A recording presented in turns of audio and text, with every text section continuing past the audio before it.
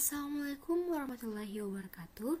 Perkenalkan, nama saya Salsabila Aziz dengan NIM 60900122008.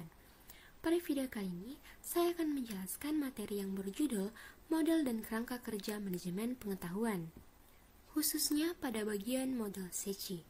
Apa itu model Sechi?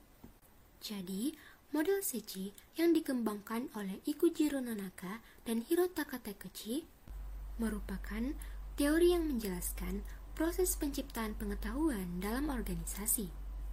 Model ini menekankan pentingnya interaksi antara pengetahuan tacit, yaitu pengetahuan yang bersifat personal dan sulit untuk didokumentasikan, dan pengetahuan eksplisit, yaitu pengetahuan yang dapat diartikulasikan serta didistribusikan dalam menciptakan pengetahuan baru.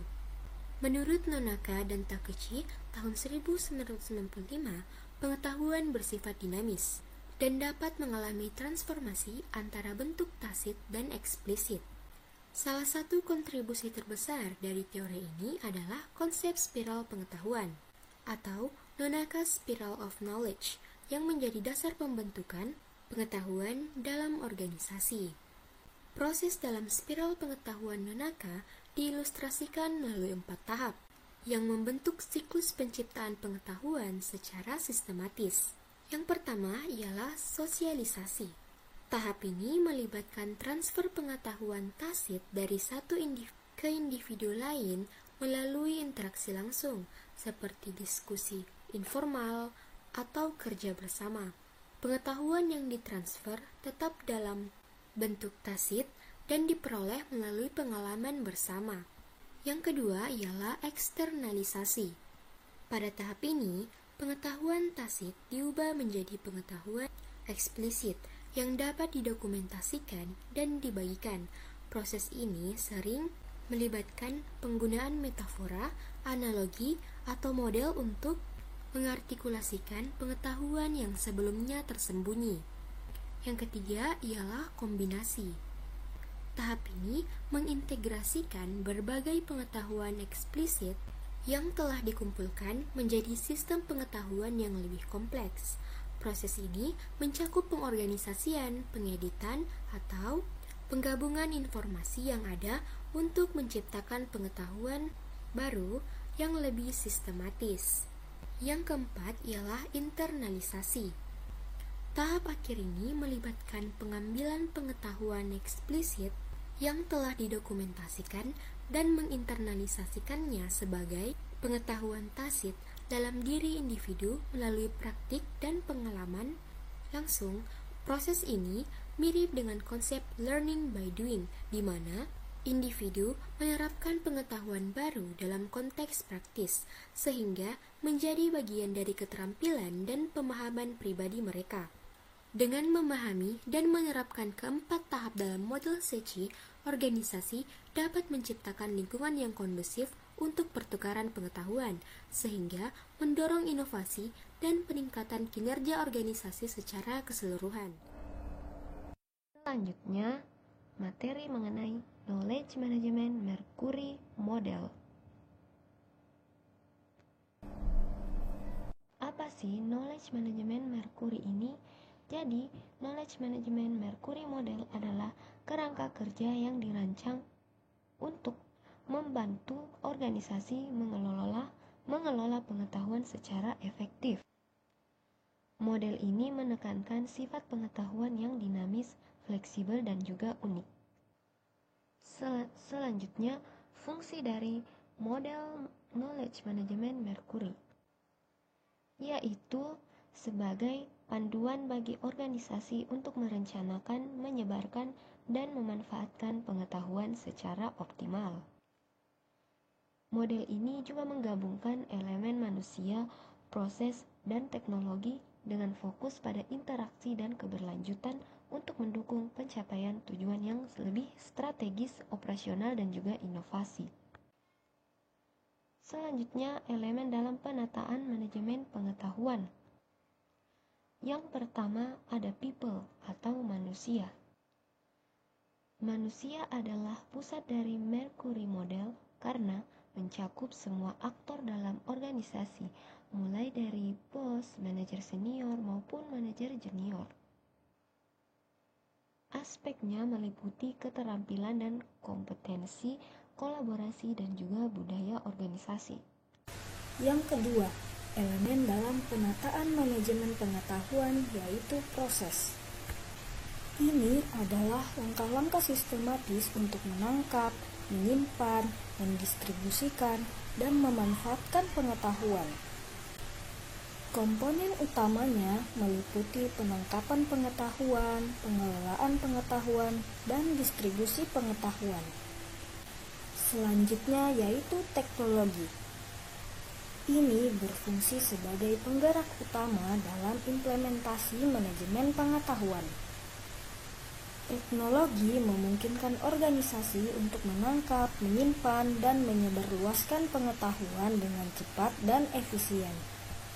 Contohnya termasuk sistem manajemen pengetahuan atau KMS, alat kolaborasi digital, dan teknologi analitik. Jadi, Knowledge Management Mercury Model adalah pendekatan fleksibel untuk mengelola pengetahuan dalam organisasi. Dengan mengintegrasikan manusia, proses, dan teknologi, model ini membantu menciptakan nilai, meningkatkan inovasi, dan memastikan keberlanjutan dalam dinamika bisnis yang berubah. Pertama, pengertian Framework Knowledge Management. Framework Knowledge Management adalah kerangka kerja konseptual yang mendefinisikan elemen-elemen inti, proses, dan pendekatan dalam pengolahan pengetahuan. Elemen-elemen utama dari Framework Knowledge Management meliputi yang pertama yaitu proses-proses knowledge management, seperti penciptaan, pengumpulan, penyimpanan, berbagi, dan alat kolaborasi. Selanjutnya, teknologi pendukung, termasuk perangkat lunak, sistem manajemen pengetahuan, dan alat kolaborasi. Selanjutnya, budaya organisasi, yaitu faktor budaya yang memengaruhi pembelajaran, inovasi, dan berbagi pengetahuan. Selanjutnya, struktur organisasi, yaitu tata kelola, peran, dan tanggung jawab yang berkaitan dengan pengelolaan pengetahuan. Dua komponen utama Framework Knowledge Management. Proses Knowledge Management. Yang pertama yaitu Knowledge Creation atau penciptaan pengetahuan. Pengetahuan diciptakan melalui inovasi, penelitian, pengalaman praktis, atau interaksi sosial. Yang kedua yaitu knowledge storage and retrieval atau penyimpanan dan pengambilan pengetahuan. Pengetahuan disimpan dalam dokumen, basis data, atau repositori digital untuk kemudahan akses. Selanjutnya knowledge sharing atau berbagi pengetahuan. Pengetahuan dibagikan melalui pelatihan, workshop, atau penggunaan alat seperti internet dan platform kolaborasi. Selanjutnya, knowledge application atau pengetahuan aplikasi. Pengetahuan yang dimiliki diterapkan untuk mendukung pengambilan keputusan strategis dan operasional. B. Dimensi teknologi. Sistem manajemen dokumen, perangkat lunak berbasis code, dan kecerdasan buatan adalah contoh alat pendukung. Penggunaan teknologi seperti blockchain untuk menjamin keamanan dan transparansi dalam berbagi pengetahuan. C. Dimensi budaya dan organisasi. Yang pertama, membentuk budaya berbagi, pembelajaran, dan kolaborasi. Menerapkan intensif untuk mendorong keterlibatan karyawan dalam knowledge management. Selanjutnya, dimensi tata kelola. Kebijakan dan populer knowledge management yang jelas. Penunjukan pemimpin seperti Chief Knowledge Office untuk mengawasi inisiatif knowledge management. 3. Framework knowledge management populer. 1. Model SECI menjelaskan penciptaan melalui 4 langkah. Yang pertama yaitu socialization.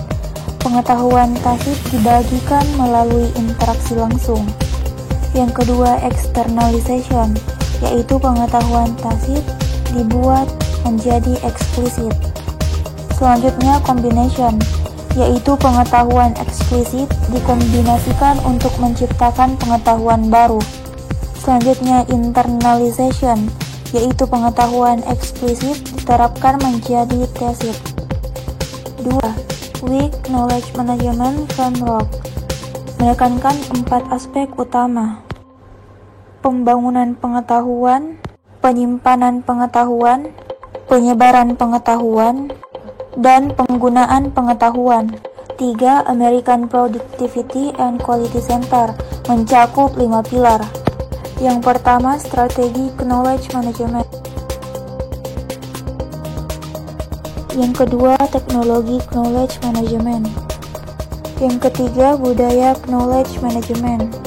Dan yang terakhir, kepemimpinan knowledge management. Selanjutnya, Dixon's knowledge management cycle menekankan proses dinamis knowledge management. Pembuatan, pengambilan, penyebaran, dan pemanfaatan. 5. POPS Knowledge Management Framework mencakup proses, yaitu yang pertama membentuk pengetahuan, yang kedua mengelola pengetahuan, dan yang terakhir memanfaatkan pengetahuan. 4. Tren masa depan dalam knowledge management. Yang pertama yaitu ada integrasi artificial intelligence dan knowledge management. Penggunaan AI untuk otomatisasi, analisis prediktif, dan personalisasi pengetahuan. Natural language processing untuk memahami data tidak terstruktur. Yang kedua ada Internet of Things. Data real-time dari perangkat IoT mendukung knowledge management dalam pengambilan keputusan cepat. Yang ketiga ada blockchain dalam knowledge management, menjamin transparansi dan keamanan dalam berbagi pengetahuan, mengelola hak akses pengetahuan secara efisien. Pada kesempatan ini, saya akan membahas implementasi framework knowledge management, mulai dari langkah-langkah studi kasus hingga tantangan yang dihadapi. Yang pertama, langkah-langkah implementasi knowledge management. Ada 5 langkah utama dalam implementasi knowledge management. Yang pertama, penilaian awal, mengevaluasi kebutuhan dan kesiapan organisasi untuk mengadopsi knowledge management. Yang kedua ada perancangan, menentukan tujuan, alat, dan sumber daya yang diperlukan untuk implementasi. Yang ketiga, pengembangan infrastruktur, membangun teknologi pendukung seperti repositori digital dan sistem kolaborasi. Yang keempat ada pelatihan dan pengembangan, memberikan pelatihan untuk meningkatkan keterampilan karyawan dalam menggunakan sistem knowledge management.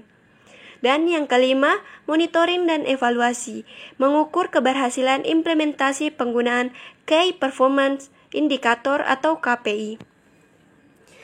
Adapun contoh implementasi knowledge management oleh perusahaan terkemuka. Yang pertama ada Google, menggunakan Google Workspace dan AI untuk pengelolaan pengetahuan secara real-time. Toyota, memanfaatkan filosofi Kaizen dan repositori digital untuk mendukung inovasi manufaktur. NASA, membentuk sistem lesson learned dan berbagai pengetahuan menggunakan teknologi cloud. IBM, mengintegrasikan Watson AI dan komunitas internal untuk meningkatkan kolaborasi knowledge management. Dan ada Microsoft memanfaatkan SharePoint untuk manajemen dokumen dan Teams untuk kolaborasi real-time. Selanjutnya, faktor psikologis dan sosial dalam knowledge management. Yang pertama ada dinamika tim, di mana hierarki dan pola komunikasi dapat memengaruhi proses berbagi pengetahuan. Selanjutnya ada kepercayaan antar individu. Kepercayaan mendorong keterbukaan dan kolaborasi yang baik. Kemudian ada motivasi karyawan. Insentif yang tepat dapat meningkatkan partisipasi dalam knowledge management. Kolaborasi multikultural, di mana pemahaman terhadap perbedaan budaya meningkatkan efisiensi berbagi pengetahuan. Selanjutnya, tantangan dalam implementasi knowledge management. Yang pertama ada hambatan budaya. Resistensi terhadap perubahan sering menjadi penghalang. Yang kedua ada keterbatasan teknologi. Sistem yang tidak terintegrasi dapat menghambat implementasi knowledge management. Dan yang ketiga ada keterbatasan sumber daya. Anggaran yang terbatas seringkali menjadi kendala utama. Dan yang terakhir ada masalah skalabilitas, di mana kesulitan dalam memperluas sistem knowledge management seiring pertumbuhan organisasi. Dapat disimpulkan bahwa dengan framework yang tepat, knowledge management dapat menjadi penggerak utama inovasi dan pertumbuhan organisasi. Investasi dalam teknologi, pembangunan budaya inovasi, dan pelibatan karyawan sangat penting untuk memaksimalkan potensi knowledge management. Terima kasih telah menonton video kami. Kurang lebihnya mohon dimaafkan. Wabillahi taufiq wal hidayah. Wassalamualaikum warahmatullahi wabarakatuh.